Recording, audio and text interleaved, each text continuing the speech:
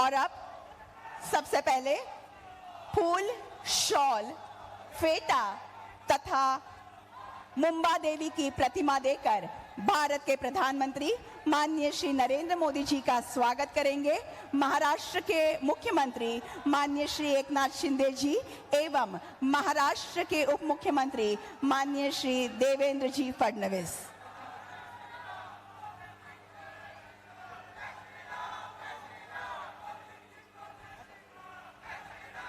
महाराष्ट्र का महावस्त्र ये पैठनी और पैठनी का ये फेटा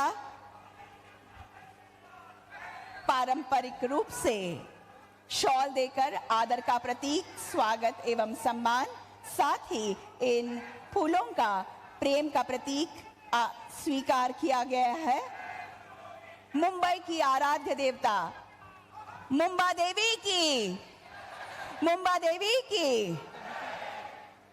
और अब स्वागत सम्मान की श्रृंखला में अगली कड़ी तुलजापुर की भवानी माता की प्रतिमा देंगे माननीय श्री देवेंद्र जी फडणवीस एवं एडवोकेट आशीष शेलार जी।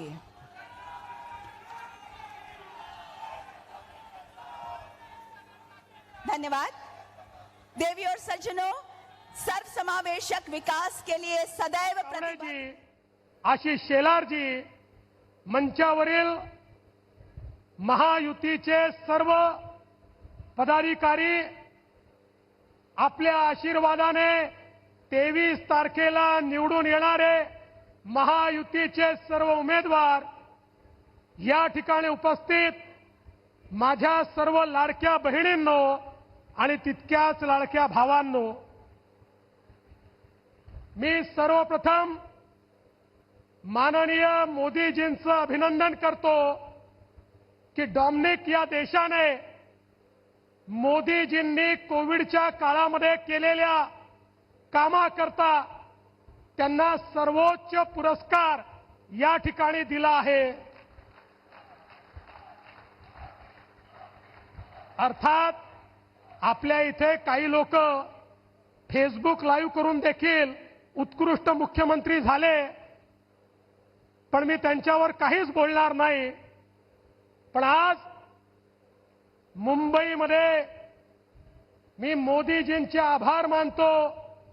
गेल्या 10 वर्षामध्ये मोदीजींच्या नेतृत्वात महायुती 1 आणि महायुती 2 या दोन्ही सरकारांनी मुंबईचा चेहरा बदलवून दाखवला, कारण मोदीजींचा आशीर्वाद होता।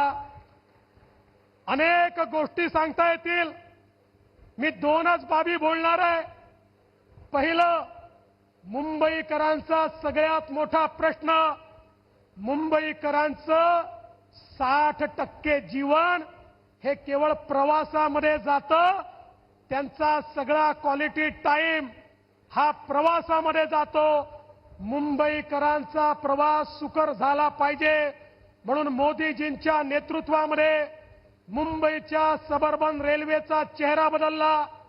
त्या ठिकाणी प्लॅटफॉर्म असतील, एस्केलेटर्स असतील, लिफ्ट असेल, पॅसेंजर सुविधा असेल, नवीन डब्बे असतील, नवीन ट्रेन असतील, त्याची फ्रिक्वेन्सी असेल, पूर्णपणे ही सबअर्बन रेल्वे बदलली। आणि त्यासोबत जुन्या सरकारने 11 वर्षात 15 वर्षाचं जे सरकार होतं काँग्रेसचं, 11 वर्षात 11 किलोमीटर मेट्रो केली। आपल्या सरकारने 5 वर्षामध्ये 350 किलोमीटर मेट्रोचं नेटवर्क सुरू केलं। मोदीजींच्या नेतृत्वात आपल्या सरकारने कोस्टल रोड तयार केला। नरिमन पॉइंट पासून वरईपर्यंत वरई बांद्रा रोड आहे। बांद्रा वर्सोव्याचं काम चालू आहे। वर्सोवा मड याचं काम सुरू होत आहे।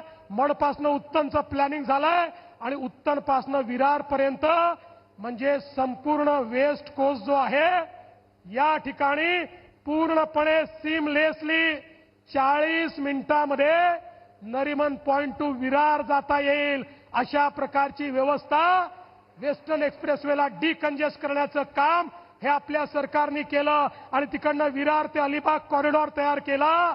त्यामुळे एमएमआर रिजन मध्ये पूर्णपणे एक लूप तयार झाला आणि त्याला सगळ्यात महत्वाचं 22 किलोमीटरचा अटल सेतू, याच्यामुळे मुंबई आणि नवी मुंबई जोडली गेली. मुंबई आणि MMR रिजन मध्ये लोकांकरता प्रवास सुकर व्हावा, ही व्यवस्था मोदीजींनी केली. दुसरं महत्वाचं, मुंबईकरांचा प्रश्न घराचा. वर्षानुवर्ष माझा मुंबईचा मराठी माणूस या घरांकरता तळपत होता. मला सांगताना आनंद वाटतो, मोदीजींच्या नेतृत्वामध्ये त्या ठिकाणी BDD 40चं रिडेव्हलपमेंट असो, अभ्युदय नगर सारखी योजना असो, विशाल सह्याद्री सारखी योजना असो, अनेक अशा प्रकारच्या वस्त्या ज्याचं रिडेव्हलपमेंट बाकी होतं, केवळ कागदावर होतं, ते रिडेव्हलपमेंट आपल्या सरकारने करून दाखवलं. अशा 100 योजना मी सांगू शकतो. धारावीचं रिडेव्हलपमेंट जे केवळ कागदावर होतं, ते आपल्या सरकारने करून दाखवलं. आणि मोदीजींच्या आशीर्वादाने मी तुम्हाला सांगतो, हे जे काही या ठिकाणी बोलतायत, पुढच्या 5-7 वर्षामध्ये माझा धारावीचा माणूस धारावीमध्येच पक्क्या चांगल्या सुंदर घरामध्ये त्या ठिकाणी बसलेला आपल्याला पाहायला मिळेल. मोदीजींच्या आशीर्वादाने आपण बघू शकतो, आज मुंबईमध्ये रिडेव्हलपमेंट सुरू झाली. त्यातल्या अनेक गोष्टी आता आपण दूर केल्या. 18 निर्णय घेतले आणि मुंबईकरांना सेल्फ रिडेव्हलपमेंटच्या माध्यमातून 1600 प्रोजेक्ट आता पाईपलाईन मध्ये आहे. पुढच्या काळामध्ये 100 स्क्वेअर फूट मध्ये राहणाऱ्याला 500 स्क्वेअर फूटचं घर हे रिडेव्हलपमेंटच्या माध्यमातून याच मुंबईमध्ये मिळत आहे. आणि SRA मध्ये वर्षानुवर्ष बंद असलेल्या वेगवेगळ्या या झोपडपट्ट्यांना लोक बाहेर होती, घरं मिळत नव्हती. आमच्या मुख्यमंत्र्यांच्या नेतृत्वात त्याला आम्ही चालना दिली आणि आता वेगवेगळ्या संस्था, MMRD असेल, सिडको असेल, सगळ्या संस्था झोपडपट्टी धारकांकरता घर बांधतायत. गरीबाला, मध्यमवर्गीयाला, मराठी माणसाला, मुंबईकराला घर देण्याचं काम कोणी केलं असेल तर मोदीजींच्या नेतृत्वातल्या या महायुतीच्या सरकारने केलं आहे. आणि म्हणून बंधू भगिनींनो, केलेल्या कामावर आम्ही मतदान मागतोय. आणि काही लोक हे केवळ लांगुल चालनावर मतदान घेतात. मी जास्त बोलणार नाही, पण माझा सवाल उद्धव ठाकरेजींना आहे, शरद पवारजींना आहे, माझा सवाल काँग्रेसला आहे. अरे उलेमानच्या 17 मागण्या मान्य करताना तुम्ही त्या वाचल्या होत्या का? त्यातली एक मागणी जी महाविकास आघाडीने मान्य केली, ती मागणी अशी आहे, 2012 ते 2024 या महाराष्ट्रात जेवढ्या दंगली घडल्या, त्या दंगलीमध्ये जेवढे मुसलमान आरोपी आहेत, त्या सगळ्या आरोपींना एका झटक्यात सोडून द्या. ही मागणी उलेमांनी केली आणि त्या ठिकाणी महाविकास आघाडीने मान्य केली. हे काय चाललंय या महाराष्ट्रामध्ये? अरे यांना आता आपली ताकद दाखवून द्या. हे जर वोट जिहाद करणार असतील तर आता वोटांचं धर्मयुद्ध करण्याची वेळ आमच्यावर आलेली आहे आणि ती तुम्ही कराल हा विश्वास व्यक्त करतो. आणि म्हणून जिथे कमळ आहे तिथे कमळ, जिथे धनुष्यबाण आहे तिथे धनुष्यबाण, आणि जिथे घड्याळ आहे तिथे घड्याळ आम्हाला मतं द्या, एवढीच विनंती करतो आणि माझं बोलणं संपवतो. धन्यवाद. जय हिंद, जय महाराष्ट्र.